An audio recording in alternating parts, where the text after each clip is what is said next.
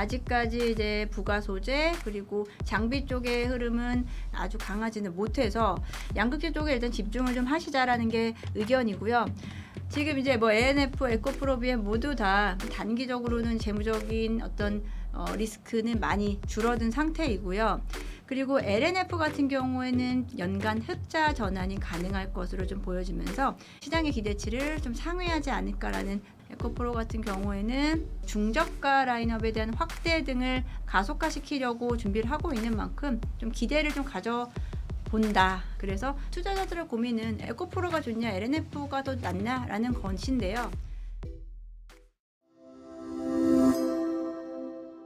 네, 경제토크 염정 이사님 함께 하고 있습니다. 2차전지 이야기를 풀어가고 있는데 2차전지도 결국 이제 셀 쪽은 뭐 우리가 얘기했던 ESS 쪽으로의 기대감, 네. 점진적인 완만한 상승, 그러니까 좋은 가격에 사는 거 이렇게 하면 돼요, 그죠? 네. 근데 소재 쪽이 확실히 훨씬 더 변동성이 크고 탄력이 있고 최근에 뭐 소재 쪽에서는 기대를 받았던 게 이제 LNF가 이제 LFP로 그죠 강했었고, 그다음 롯데 에너지 머티리얼스가 한번 또 난리가 났었고 그죠. 네. 또 최근 경향은 또 에코프로 그룹주들이 또 강합니다.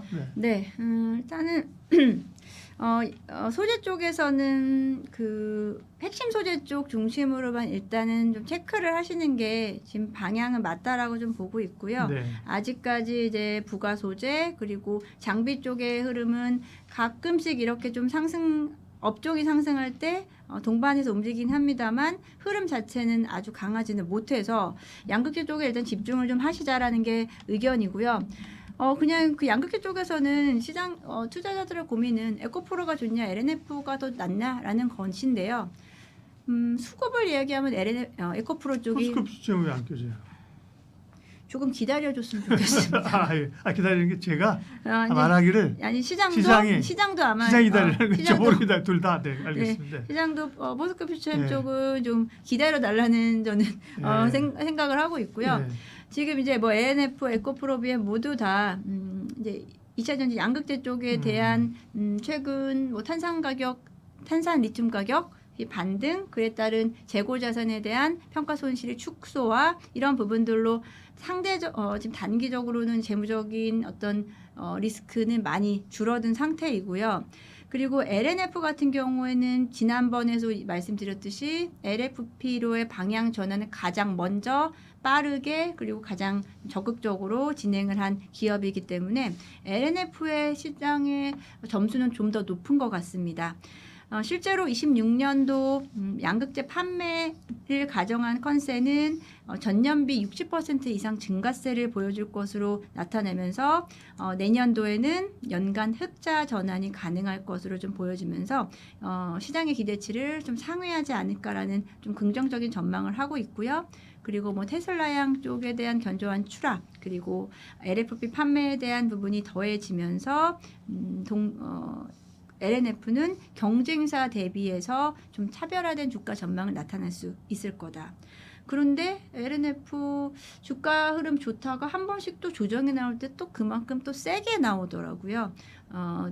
일변동성과 구간 변동성이 좀 커지고 있는 상황이다. 그래서 LNF를 접근할 때는 최근 저점과 고점에 대한 부분을 좀 큰 박스권 내에서 움직인다라는 가정하에 박스권 내 하단이 만약에 터치된다, 아니면 근접한다라고 하면은 매수 관점, 그리고 박스권 내 단기 상단을 좀 터치하면은 매도, 이런 식으로 조금은 유연하게 종목을 대처하면은 충분히 이 종목으로는 수익을 볼 수 있다라고 생각하고 있고요.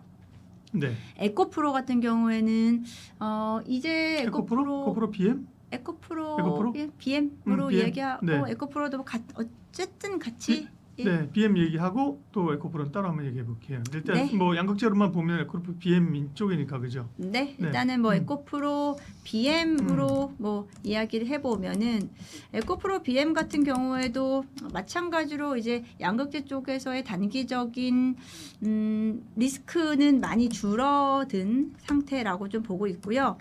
에코프로 BM 역시 실적에 대한 부분을 이야기하자면 뭐 실적 에코프로 BM도 뭐 LFP로의 전환을 이제 가속화시키겠다라고 이야기는 하고 있습니다. 아직까지는 LNF처럼 우리가 수치로 확인할 수 있는 부분은 좀 다소 적기 때문에 2차 전지를 평가하는 우리 애널리스트들이 아직도 2차 전지 종목들에 대한 엇갈린 흐름을 좀 보여주고 있어요. 네.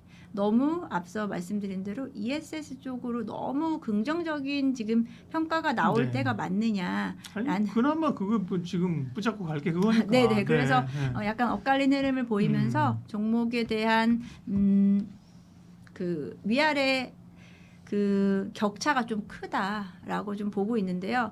저는 에코프로비엠은 양극재 쪽에 대한 전반적인 흐름도 좋지만 어쩔 수 없이 수급이 움직일 수 있는 종목, 수급으로 움직여야 되는 종목이기 때문에 에코프로비엠은 단기 수급 흐름 파악이 더 중요한 상황이지 않을까라고 생각하고요. 에코프로는 사실 좀 더합니다. 네. 에코프로 같은 경우에는 뭐 에코프로 BM의 영향을 가장 많이 받고 있습니다만 지금 같이 수급의 공백이 시장에서 수급의 공백이 생겼을 때 한 번씩 이동을 하고 있는 쪽이 에코프로기 때문에 이 부분을 이용한 투자자들이 이동이 좀 있는 것 같아요.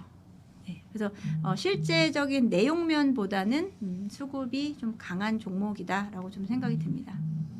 그러니까 수급이나 내러티브가 중요한 거죠, 에코프로. 그죠? 옛날에야 뭐 에코프로 대단했잖아요. 그죠? 우리가 네. 에코프로의 시대를 그 시대의 그 애환들과 기대감을 알고 있잖아요. 근데 말씀하신 것처럼 지금은 이제 2차 전지를 기대감만으로 볼 수 있는 시간은 다 지났고, 그죠? 네. 결국은 뭔가 확인해야 되는 시점이면 그러면 셀 얘기한 것도 어쨌든 숫자로 확인할 수 있는 게 셀 업체들이고 네. 그 다음에도 이제 양극재 업체들이라는 거잖아요. LNF, 에코프로, BM. 에코프로는 오르긴 오르는데 저도 왜 오르지? 네. 그러면 지주사잖아. 그리고 네, 그죠. 혹은 또 그 양극재에 그 들어가는 전구체 이런 것도 만들잖아, 계열사. 그죠? 네. 뭐 이렇게 얘기를 하는 거예요. 결국은 약간 내러티브 성격이죠. 기존에는 사실 말씀하신 네. 대로 제가 아마 우리 한국증권 TV에서 에코프로를 처음 소개시켜 드렸을 때 이제 지주사고 자회사들은 이런 회사들이 있습니다라고 네. 말씀드렸었던 게 한 3-4년 정도 한 4년 정도 전이었던 것 같습니다.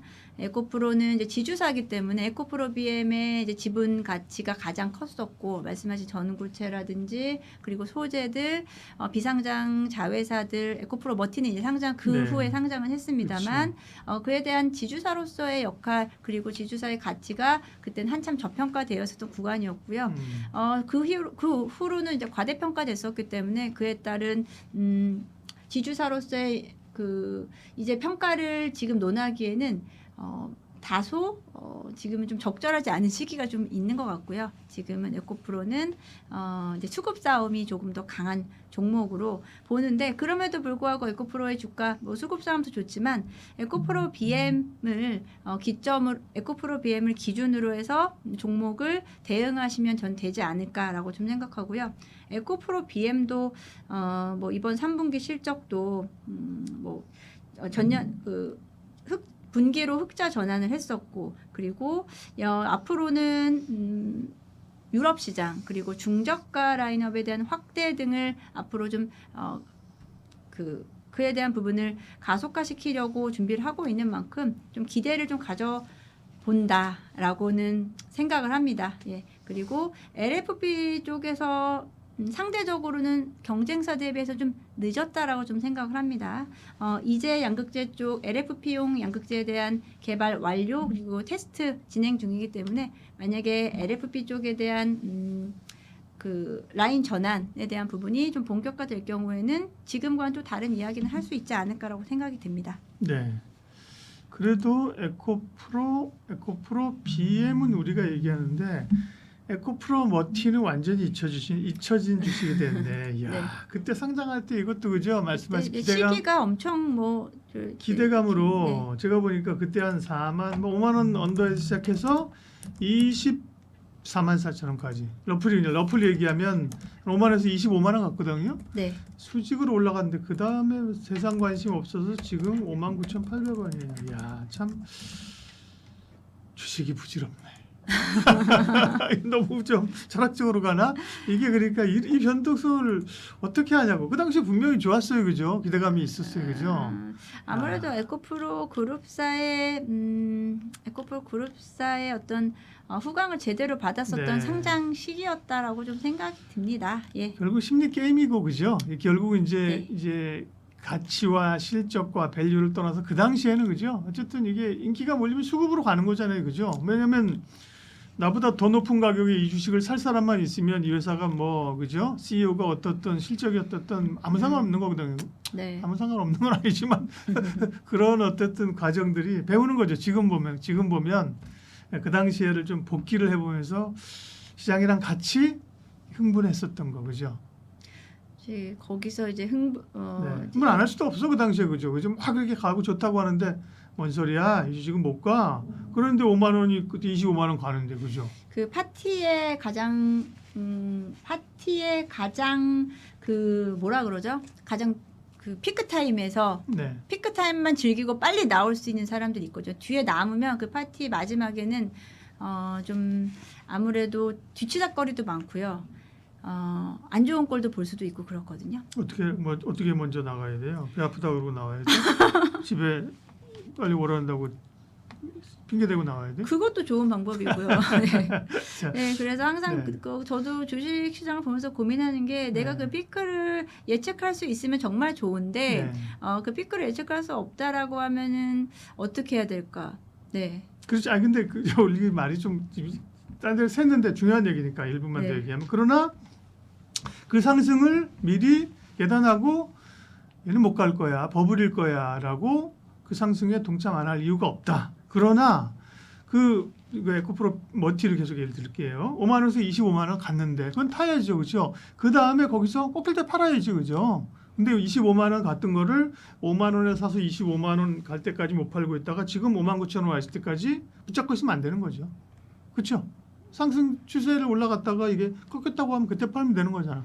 그 팔기가 쉽냐고요. 네? 기준이 있어야죠, 그죠? 그래서 맞습니다. 그게 네. 가장 중요한 것 같습니다. 네. 내 주식 투자할 때 그 종목을 선택했을 때 그 각각의 그 종목별로 내 나름대로 기준만 정확하게 세우고 간다라고 하면 뭐 더 가든 뭐 그 다음에 어떻게 되든 뭐 사실 그 부분은 예. 결과론으로 보면은 내 기준에서 내가 판단한 게 맞았다라고 저는 생각이 들거든요. 그래서 너무 그런 현상에 그리고 휩싸이지 마시고요. 흥분에 휩싸이지 마시고 지금도 마찬가지라고 생각해요. 뭐 종목들이 정말 뭐 끝도 없이 올라가는 종목들이 많기 때문에 초심을 잃을 수 있는데 종목을 처음 그러니까, 네. 들어갔을 때 내 기본 마음가짐 네. 또는 내 기대 수익률에 대한 부분을 계속 체크를 해 가시고 저는 가셔야 돼요. 그냥 무작정 시간을 같이 보내시면 안 된다라고 생각이 듭니다. 알겠습니다. 인백스 자산운용 염정 이사님 함께했습니다. 고맙습니다. 네, 감사합니다.